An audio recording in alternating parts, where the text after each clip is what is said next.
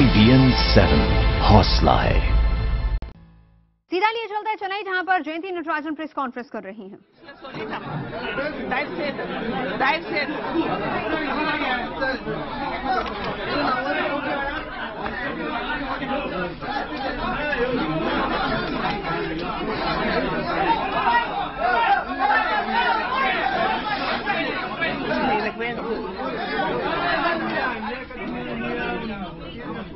Okay.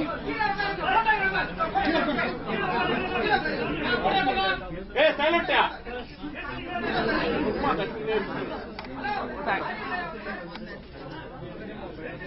I'd like to thank sir. First English la pesittu odane Tamil la pesren. I'd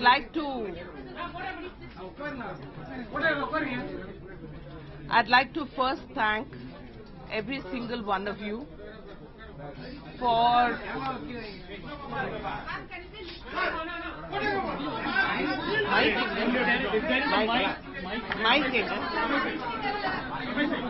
hand my under have a bad throat.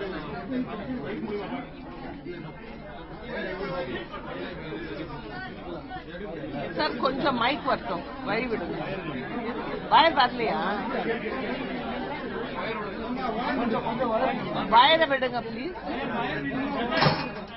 jagarde idella vachirken sir. Okay, I'd like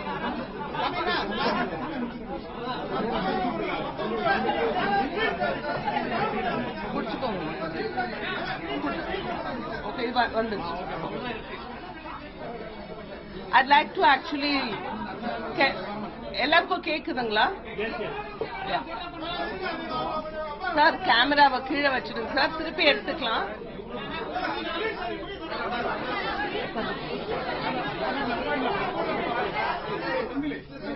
sir pesalama neenga settle aaningna na please neenga settle aaningna na please.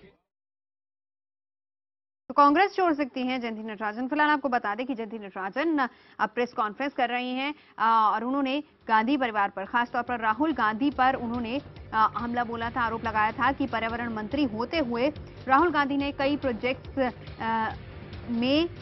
Projects में उन्होंने कहा अपनी मनमानी करनी चाहिए और कई projects को रोकने की कोशिश की, कईयों को के लिए उन्होंने सिफारिश भी की। And that is why I requested all of you to come here. It's an extremely painful and in fact a very heart-rending day for me.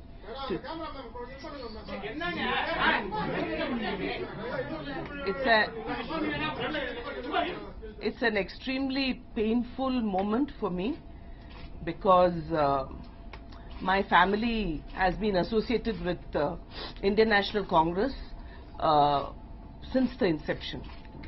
I am a fourth generation Congress worker. My great grandfather was a member of the Constituent Assembly. All the members of my family, obviously not I, have been imprisoned in the freedom movement. My grandfather was the last Congress Chief Minister. In fact, in 1967, after the late revered Kamaraj, Mr. Bhaktavatsalam was the Congress Chief Minister. So I come from a family which has Congress blood flowing in our veins. We have deep association and it is a way of life. So from youth Congress days, Congress blood runs in my veins, and therefore for me it's an extremely anguished moment that it has come to this position when I have to rethink my association with the Congress party. Extremely anguished moment that it has come to this position when I have to rethink my association with the Congress party. I've actually, I'm in such an emotional moment that I've jotted down the main points that I want to raise before you, and I feel that the time has come now for me to rethink my association because of what happened in the recent past, that the Congress is no longer the Congress which I joined with such great hopes and ideals, and I had a 30-year-long association with the Congress. I want to remind you that with gratitude, with extreme gratitude to the party, my Congress, which has given me an opportunity in the Rajya Sabha, not even Lok Sabha, in the Rajya Sabha, to serve this country. And I would like to remind you, all of you are from my own state. I have served without blemish, without a single blemish, from 1986, both when the party was in power and outside power. And I have been spokesperson of my party for 10 long years without a single blemish being there in my career. And I'm extremely grateful to my party and my leadership for whatever opportunities were given to me to serve the nation and to serve the party. And I continue to maintain that I serve the nation and the party with tremendous dedication to the best of my ability. But today, the party and the values which I joined, it is no longer the same party that I believed in and that I joined. And the reasons are this. I have written in this letter, which I have written to the party president, Madam Sonia Gandhi, that I was a member of parliament and I was made Minister of Environment. And when I was made Minister of Environment, the party line was very clear that the policy of Srimati Indira Gandhi, that the policy of Sri Rajiv Gandhi to preserve the environment, it must be protected at all costs. And therefore, it was my duty to make sure that every single step I took, no matter how popular or unpopular, should be strictly according to law, according to rules, and preserve the environment at all costs. Several instructions from the office of Vice President Sri Rahul Gandhi, forwarding requests, forwarding representations from NGOs who complained about environmental deterioration due to some large projects. And I was asked by his office and by him to make sure that environment is protected at all costs and to ensure that these large projects don't cause tremendous havoc to the environment. And according to these instructions, which I perceive to be directions and the party line, and I myself believe that the environment should be protected at all costs, I did my duty, I did due diligence, I had these projects investigated, and some of them I stopped. And they were great investment projects. Many of my colleagues in the cabinet protested strongly. There were very heated discussions in cabinet. Very often I had to face the anger and wrath of all my colleagues in the ministry and in the cabinet who felt that economic progress was being blocked. But I had to keep on telling them that environment projects have to make sure that the environment and the future is not destroyed at all costs. And I therefore followed fully the party line with the support of the party and under instructions from my leader. Madam Gandhi was also interested in forest rights. She wrote to me several times making sure forest rights should be protected.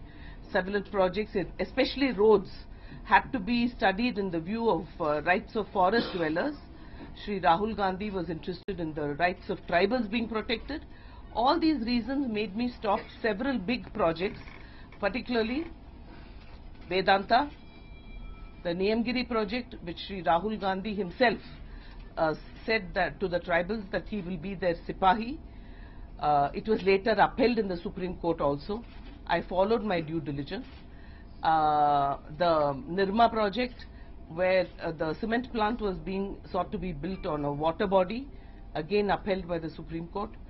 And there were many projects, the Adani project, where I received specific input from NGOs who had represented to Sri Rahul Gandhi, and especially with the Adani project, there was specific input which was given to me from his office, forwarding representations from NGOs, and all that forms a part of the letter which I have written to Madam Sonia Gandhi, and my views and my decisions were taken accordingly. Suddenly on 20th December, so my first point is that I served the country and I was a good environment minister, following the instructions of my High Command, the party line, despite the fact that several of my cabinet colleagues were against the views I had taken. The second issue is on around the 17th of November, when I was on tour, I received a phone call from then chairman of the media cell, Shri Ajay Makan, asking me to immediately come back to Delhi. When I asked him why, he said that I was asked to launch an attack on Shri Narendra Modi, who was then the prime ministerial candidate of the BJP, on Snoopgate.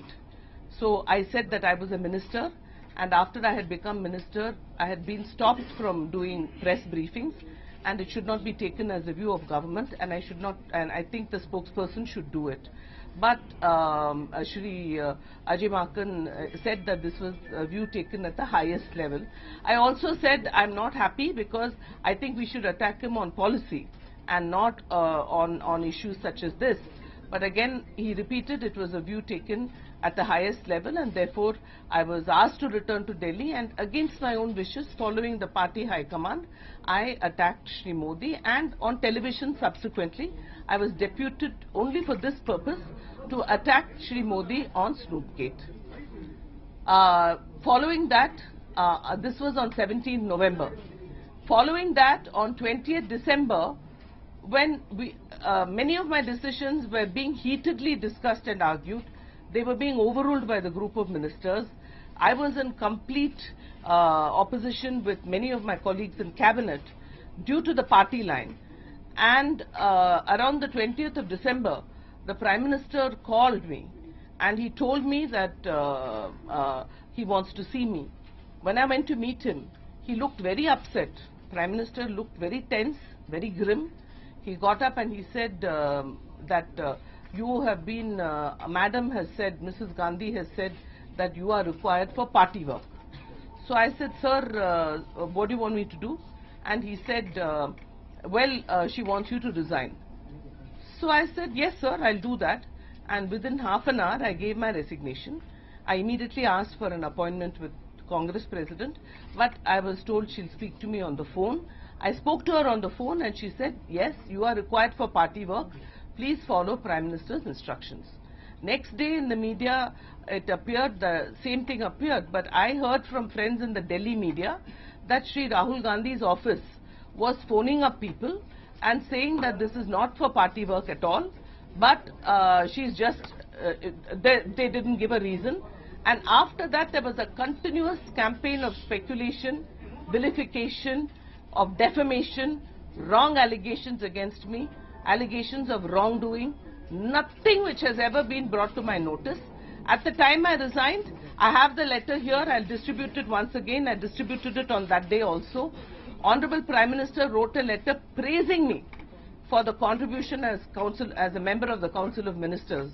No wrongdoing was pointed out by anybody. Thereafter, I met the Honorable Congress President in January. I told her I'm being vilified and defamed in the media and I would like to respond. She told me not to go to the media. She said that I will be given party work.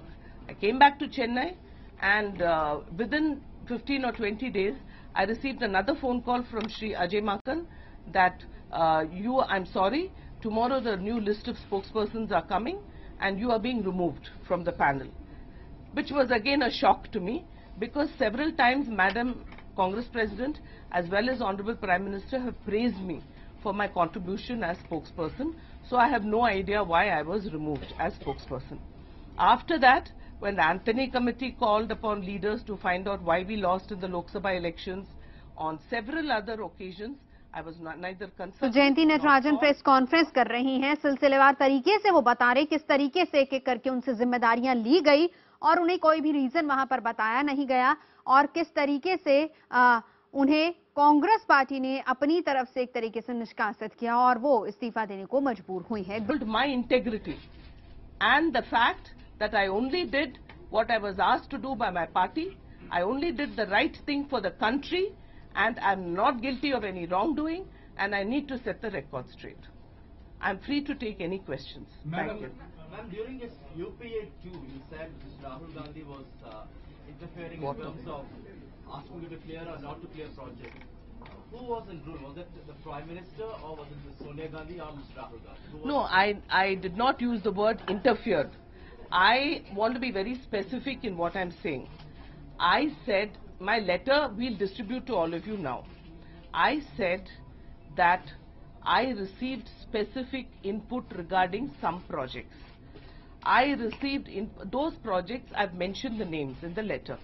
I received input via representations from NGOs which were sent to Shri Rahul Gandhi and he sent them to me. I received input whereby he said, please look into this and see that this environmental degradation is not allowed, and that was like a directive for me. So I took the initiative to do it, and it was by way either one of their assistants talking to me. It was basically only Shri Rahul Gandhi. Madam Congress President wrote letters to me in her capacity as UPA chairperson, which are on record in some cases, to look into it.